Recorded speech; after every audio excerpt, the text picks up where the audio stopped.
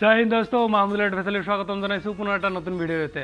সব বন্ধু এণ্ড বান্ধৱীসকল, আপোনালোকে নিশ্চয় গম পাইছে অসম পুলিচৰ যিটো ল'ৰাৰ ইণ্টাৰভিউ ষ্টাৰ্ট হৈছে কামৰূপ মেট্ৰত আজি বহুত দিন হ'ল ল'ৰাবিলাকৰ ৰানিং ষ্টাৰ্ট হোৱা 4 তাৰিখৰ পৰা ষ্টাৰ্ট হৈছে।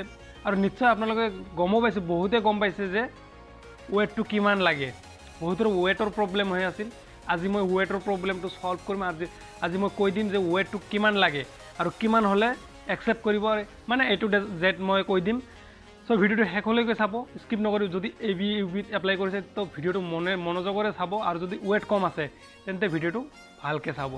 আৰু যদি চেনেল নতুন আছে সাবস্ক্ৰাইব কৰিব আৰু বেল আইকনটো প্ৰেছ কৰিব। সো বন্ধু এণ্ড বান্ধৱীসকল, এতিয়া মেইন কথা হ'ল যে অসম পুলিচৰ যিটো ৱেট, সেইটো কোনো ধৰণৰ নটিফিকেশ্যনত উল্লেখ কৰা নাই যে ৱেট ইমান লাগিব বুলি। মই আগৰ এটা ভিডিঅ'ত কৈছিলোঁ যে 47 লাগিব। মই কমেণ্টতো কেতিয়া কোনোবাক জনাই দিছিলোঁ যে 47 লাগিব। কাৰণ মই 47 কিয় কৈছিলোঁ, এইটো কাৰণ আছে। এটা কাৰণতে কৈছিলোঁ যে যিটো আৰ্মি, ইণ্ডিয়ান আৰ্মিত 47 লাগে। 47ৰ ওপৰত হ'লে হয়, মানে হাইটৰ লগত যিটো ৱেট এইটো লাগে। মই এইটো ভাবি ৱেটটোৰ কথা কৈছিলোঁ। তো নটিফিকেশ্যনত মই ভালকৈ নটিফিকেশ্যনটো দেখিলোঁ, আৰু লগতে যিটো কামৰূপ মেট্ৰত ৰানিং হৈছিল, এই ৰানিঙৰ শ্লিপ যিটো দিয়ে, ৰানিং কৰাৰ পিছত যিটো শ্লিপ ওলাই আহে, এই শ্লিপটোত মই দেখিছোঁ ৱেট কোনো ধৰণৰ উল্লেখ কৰা নাই, আৰু ৱেটটো 00 মাৰা আছে। ৱেটটো নোজোখে, মানে ৱেটটো নালাগে বোলে। সেইকাৰণে আপোনালোকে যদি ৱেট কম আছে আপোনালোকৰ কোনো ধৰণৰ টেনশ্যন লোৱাৰ দৰকাৰ নাই।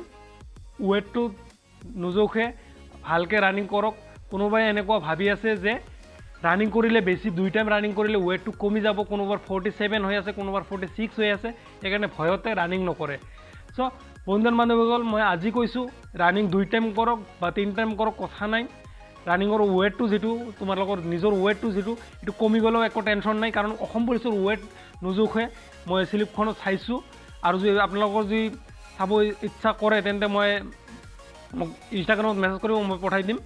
চ' বন্ধু বান্ধৱীসকল, একো টেনশ্যন নল'ব। ফিজিকেলৰ কাৰণে তৈয়াৰী কৰক, ভালকৈ ৰানিং কৰক।